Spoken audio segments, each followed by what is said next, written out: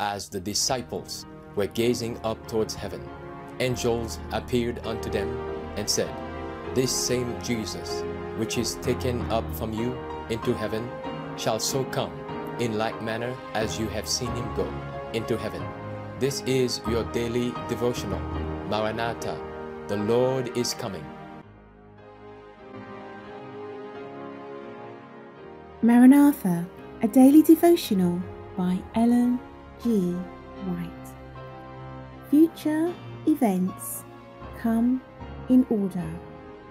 But ye, brethren, are not in darkness, that that day should overtake you as a thief. 1 Thessalonians chapter 5, verse 4. I saw that Jesus would not leave the most holy place until every case was decided, either for salvation or destruction, and that the wrath of God could not come until Jesus had finished his work in the most holy place, laid off his priestly attire, and clothed himself with the garments of vengeance.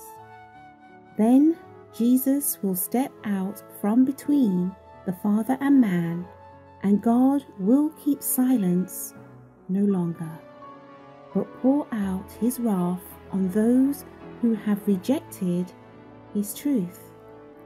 I saw that the anger of the nations, the wrath of God, and the time to judge the dead were separate and distinct, one following the other.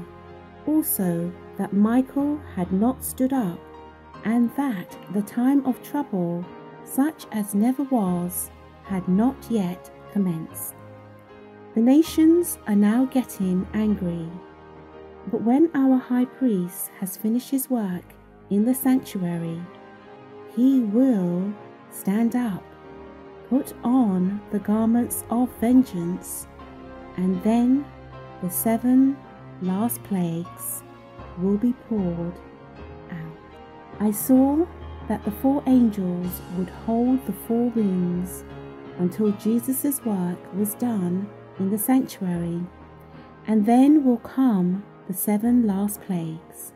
These plagues enrage the wicked against the righteous. They thought that we had brought the judgments of God upon them, and that if they could rid the earth of us, the plagues would then be stayed.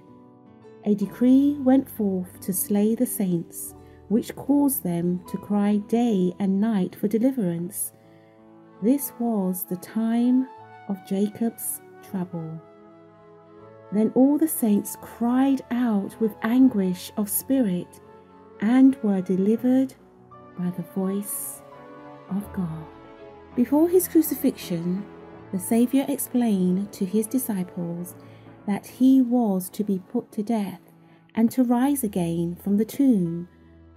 But the disciples were looking for temporal deliverance from the Roman yoke, and they could not tolerate the thought that he in whom all their hopes centered should suffer an ignominious death. So in the prophecies, the future is open before us as plainly as it was open to the disciples by the words of Christ. The events connected with the close of probation and the work of preparation for the time of trouble are clearly presented, but multitudes have no more understanding of these important truths than if they had never been revealed.